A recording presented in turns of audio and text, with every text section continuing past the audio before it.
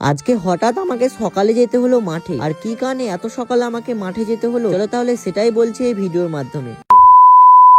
তো hi everyone, কেমন আছো তোমরা? আশা করি তোমরা সকলেই অনেক ভালো আছো। আসলে এখন আমাদের মাঠের জমিগুলোতে চলছে ধান রোয়া। এবার ধান রোয়ার আগের দিন জমিতে সার ছিটিয়ে আসতে হয়। আমার আব্বাজান একটু ব্যস্ত থাকার কারণে আমাকে বলেছিল আজকে সকালে জমিতে সার ছিটিয়ে আসতে হবে। আর আমি যেহেতু সকাল সকাল কাজে বার হয়ে যাই, এবার আমাকে একটু ভোরে ভোরে মাঠে যেতে হবে। সেই কারণে দেখো গাড়িতে সার নিয়ে আমি কিন্তু এখন বার হয়ে যাচ্ছি মাঠে যাবো বলে। আর এই যে মাঠে আসার পরেই দেখতে পেলাম এই চাচাগুলো, নানাগুলো, ভাইগুলো সব এখন বীজ মারছে। আসলে আমাদের গ্রামের লোকগুলো মিলিত একসঙ্গে সব দল করে। এবার এখানে কিন্তু আমার নানা, চাচা, ভাই, কাকা সবাই আছে, ওই জন্য ওই রকম ভাবেই বললাম। আর এনারাই কিন্তু আমাদের জমি রোবে। আসলে এরা প্রথম অন্য জনাদের বীজ মারছে, তারপরে আমাদের বীজ মেরে জমি রোবে। আমি কিন্তু এখন আমাদের বাঁকার ধারে সেন্টারে চলে এসেছি। আর আসার পরেই প্রথম গাড়িটাকে রেখে টিকে এই যে সারগুলো আর গামলাটা নিয়ে এসেছিলাম সেটা কিন্তু এখন মাথায় করে নিয়ে যাচ্ছে আমাদের জমিতে। এই যে তারপরে দেখো আমি কিন্তু জমির আলে চলে এসেছি। আর এই জমিটা কিন্তু ছিল 8 কাঠা। আমাকে টোটাল 3টে জমিতে আজকে সার ছিটাতে হবে। আর বিশ্বাস করে সকালবেলা গিয়েছি আর পানিতে পা দেওয়ার সঙ্গে সঙ্গে আমার পা গুলো এতটা পরিমাণ কনকন করছিল কি বলবো। তাহলে একবার ভাবো যারা পানিতে সবসময় ধান রুচ্ছে তাদের কতটা কষ্ট হচ্ছে। আমার কিন্তু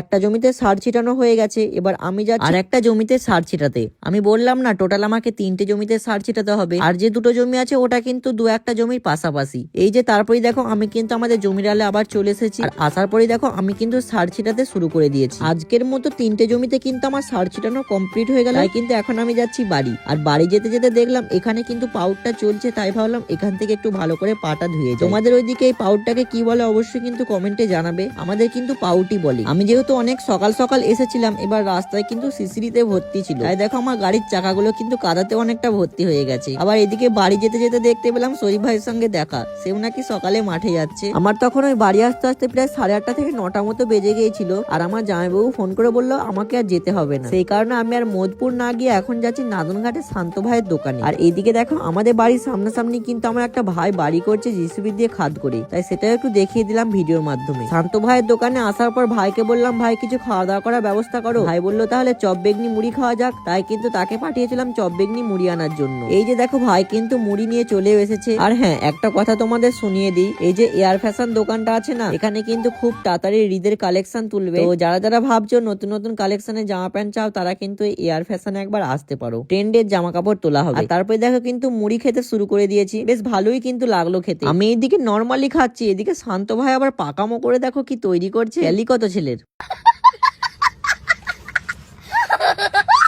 আমি কিন্তু আর একটা জিনিস চিন্তা ভাবনা করছি, ওই যে দেখবে বাংলাদেশের অনেক কন্টেন্ট ক্রিয়েটার আছে, তারা কিন্তু স্টোরি টাইপের ভিডিও বানায়। যেমন ধরো তোমার কোনো গল্প বা তোমার কোনো জীবনে ঘটে যাওয়া জিনিস যেটা তুমি আমাকে কমেন্টে বা পার্সোনাল ভাবে মেসেজ করে জানালে, সেটা আমি ছোট্ট করে কোনো স্টোরিতে বা কোনো একটা ভিডিওর মাধ্যমে শেয়ার করলাম। তো আমিও ভাবছি এরকম কন্টেন্ট আমি বানাবো। তো পারলে কিন্তু তোমাদের শেয়ার লাইফ স্টোরি আমাকে শেয়ার করতে পারো। কিছুক্ষণ পরে দেখলাম সেই পেয়ারাকুচি কাকুটা, যাকে নিয়ে আমি ব্রিজে ভিডিও বানিয়েছিলাম, প্রায় 1 লক্ষেরও বেশি ভিউ গেছে। আর এই কাকুটার কাছে আসার পরে কাকুকে বললাম আমাদের জন্য তুমি পেয়ারা রেডি করো। এই যে বলার সঙ্গে সঙ্গে দেখো কাকু কিন্তু আমাদের জন্য পেয়ারা রেডি করতে শুরু করে দিয়েছে। আর পেয়ারা গুলো কত সুন্দর লাগছে দেখো একবার তোমরা। আর এই কাকুর হাতে পেয়ারা কে কে খেয়েছো অবশ্যই কিন্তু কমেন্ট করে জানাবে। আশা করি আমাদের নাদনঘাট এলাকার ছেলে বা মেয়ে এই কাকুর হাতে একবার হলেও পেয়ারা কুচি খেয়েছো, সেটা কিন্তু আমি জানি। আর এই কাকুর কিন্তু একটা ডায়লগ আছে, পারলে কিন্তু সেই ডায়লগটা কমেন্টে বলে যেতে পারো। যেমন আমি একটা ডায়লগ বলছি, তোমরা শোনো। পেয়ারা খেলেই হবে চেহারা, পেয়ারা খেলেই হবে চেহারা।